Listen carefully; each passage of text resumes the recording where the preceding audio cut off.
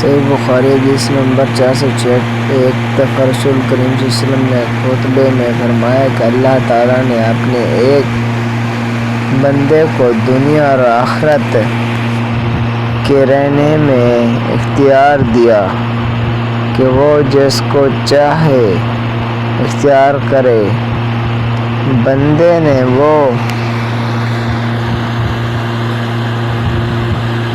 پسند کیا جو اللہ کے پاس ہے، یعنی آخرت۔ یہ سن کر ابو بکر رضی اللہ عنہ رونے لگے۔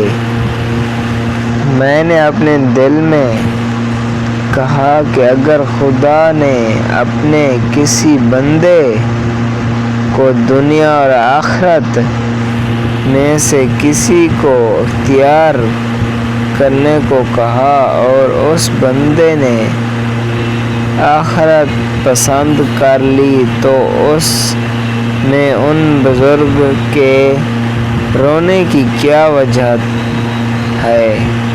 لیکن یہ بات تھی کہ بندے سے مراد رسول اللہ صلی اللہ علیہ وسلم ہی تھے، اور ابو بکر ہم سب سے زیادہ جاننے والے تھے۔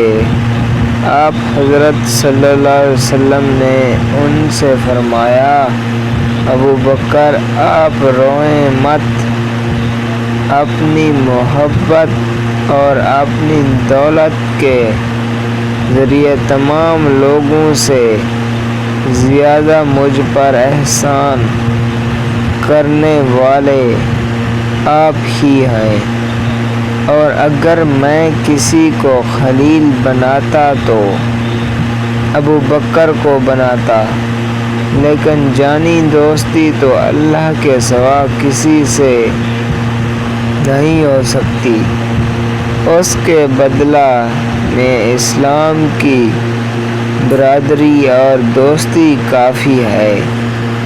مسجد میں ابو بکر رضی اللہ عنہ کی طرف کے دروازے کے سوا تمام دروازے بند کر دیے جائے۔